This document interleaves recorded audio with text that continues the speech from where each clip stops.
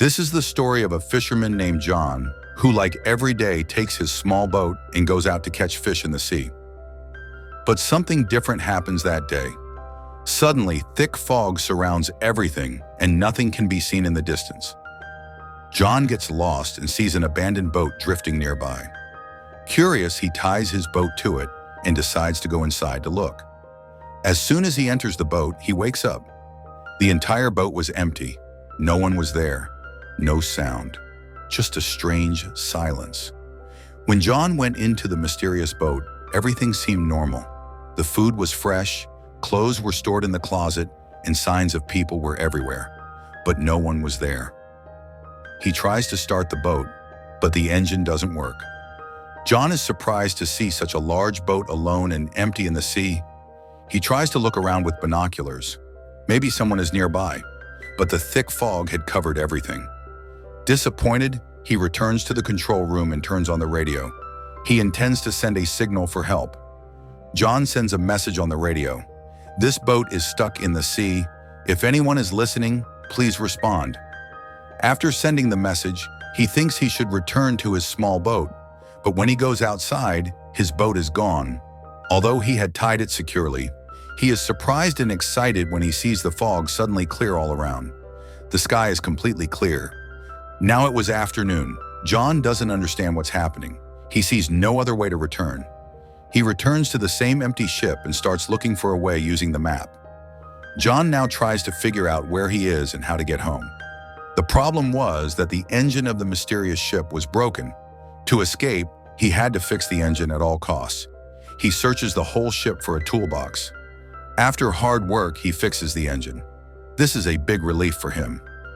Now the ship starts, and he slowly figures out the direction. But the danger isn't gone. John goes to the control room and tries the radio again. But this time, too, no response comes. Everything remains shrouded in mystery. Then he feels the need to use the toilet. No one is around, so he thinks he'll relieve himself in the sea. As he goes to the edge, someone suddenly pushes him from behind. He falls straight into the water. The situation is very dangerous, but somehow he saves himself from drowning by grabbing the rail. The air and water pressure are so strong that returning to the ship is difficult, but he doesn't give up. He gathers courage and slowly pulls himself back onto the ship using the rail. During all this, he couldn't complete his task, so he heads to the toilet again. As he reaches the bottom, someone suddenly shuts the door tightly. John first thinks it's the wind and ignores it. But when he tries to leave, he sees the door is locked from the inside. Now he is surprised. He tries every way to open the door. He even takes a coin from his pocket to pick the lock, but nothing works. Now he feels he's not alone on the ship. Someone is troubling him, someone invisible but always present. He feels like someone is playing with him. He shouts loudly, "Please, whoever you are, open the door. I'm not a thief, I just came to look." But no response comes. He heads toward the cabin, and what he sees inside makes his soul tremble. There are blood stains. The atmosphere is scary, but he ignores the fear. He picks up a pickaxe and tries to open the door, but the lock still doesn't budge. Then the whole ship starts shaking violently, as if something big is about to happen. John is very scared. Then he sees a window above him. He somehow climbs out of that window and looks around. A huge cargo ship is approaching from a distance, heading straight for his ship. John realizes that if it collides, everything will be over. Now he must save his life at all costs. He thinks of signaling, but he has nothing. He quickly takes off his shirt and waves it vigorously, hoping someone on the cargo ship sees him. But despite his efforts, no one notices him. Now John must save his life at any cost. If his ship keeps moving, the cargo ship could collide, and everything could end. Then he looks at the window, hangs from it, and grabs a rope. An idea strikes him. If he uses this rope, he might stop the ship. He quickly ties the rope and throws it out to slow the ship's speed. But things get worse. The rope gets caught in the engine's fan, pulling it into the bathroom and wrapping around his throat. He starts to choke. On the verge of death, he shows courage and frees himself with a tool. His neck is completely red. He was nearly dead, but saves himself at the last moment.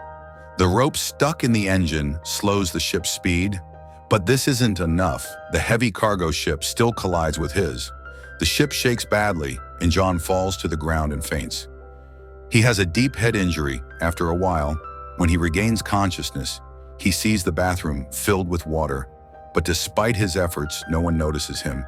But the most surprising thing is that it's not salty seawater. It's clean and fresh, as if someone is deliberately trying to scare him. He breaks down and begs, "Whoever you are, please let me go." But still, no response comes. Now he is hungry, thirsty, and very weak. Somehow he drinks water from the bathroom shower, but soon the water runs out. When he tries drinking from the sink, he is shocked. Now the water is salty. He realizes there's a hole in the ship, and seawater is coming in. The ship won't last long. He panics and tries to open the door, but it seems someone locked it from the outside. It's nighttime, and from above, it appears an invisible, perhaps evil force is controlling the ship. The water rises quickly, and John falls asleep from exhaustion. At night, a terrible storm hits the sea, badly damaging the ship, and John is seriously injured. When he wakes in the morning, the water has reached his head. Only his face is above it. He feels only moments remain. Then he hears a faint click, as if something opened. When John turns the handle, the door opens with a loud noise. The water pressure is so high that the door breaks and falls. This way, he manages to get out.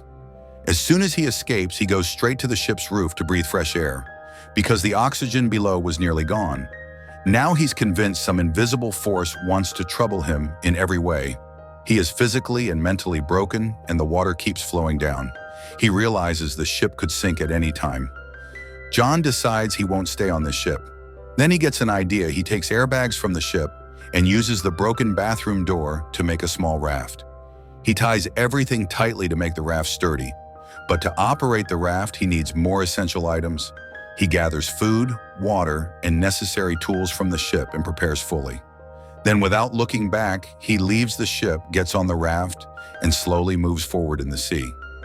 On the raft, the same large ship still stands in front of him. Many hours pass, but he doesn't get far, and the ship doesn't sink, though he thought it would in 5 to 10 minutes. He remains in the same situation. Then an idea comes to him. If the ship hasn't sunk yet, why not fix its rudder? If he succeeds, he could travel comfortably on this strong ship. Thinking this, he returns to the ship. First, he repairs the rudder, then makes a pump with pipes and tools to remove the water. With the pump he made, the seawater slowly drains from the ship. After fixing the rudder and removing the water, he repairs the rest of the ship, including the outside, to avoid problems on the journey ahead. After finishing, he tries the radio again for help, but there's no response. Disappointed, he returns, takes out the map, and tries to find the way again. He attempts to move the ship forward, but when he starts the engine, the ship doesn't move, as if it's deceiving him again. The ship is very stable, as if stuck in the water, and this thought breaks him inside. He is completely exhausted, his hopes fading. Then he sees another ship approaching from a distance. Now his only option is to reach that ship with his small raft. He quickly gets on the raft and heads toward the ship. But then the ship suddenly moves and speeds toward John, as if someone sent it deliberately. John increases his speed, but the huge ship gets even faster. Just before it hits him, John makes a final attempt, jumps from his boat, and swims toward the other ship, which seems to be moving away. But by the time he gets there, the ship has vanished. Then he realizes an evil power on this mysterious ship isn't letting him go anywhere. He decides that even if it costs his life, he won't return to this ship. But by evening, the cold increases as he swims in the water. Dolphins swim below, but the water's temperature drops significantly. Unable to bear the cold, he returns to the same ship in desperation. He is so tired and sick that he can't think. He quietly takes a blanket and sleeps in the room. When he wakes in the morning, he decides to leave the ship again, but now he gets another shock. The room's door is locked. He gets scared and slowly starts breaking mentally. He doesn't understand why all this is happening to him. Then he sees a small cabinet in the room.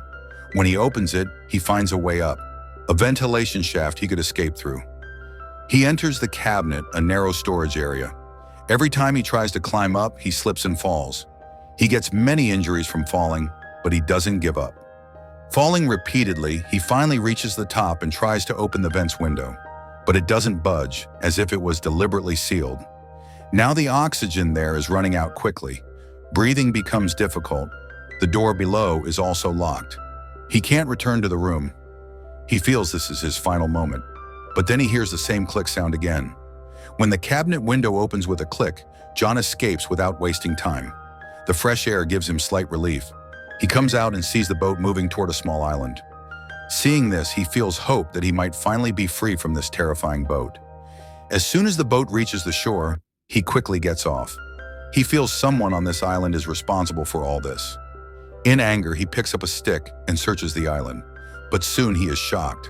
There is no sign of a human on the entire island. Now John is filled with anger and fear again. As he leaves the island, a new sight appears before him.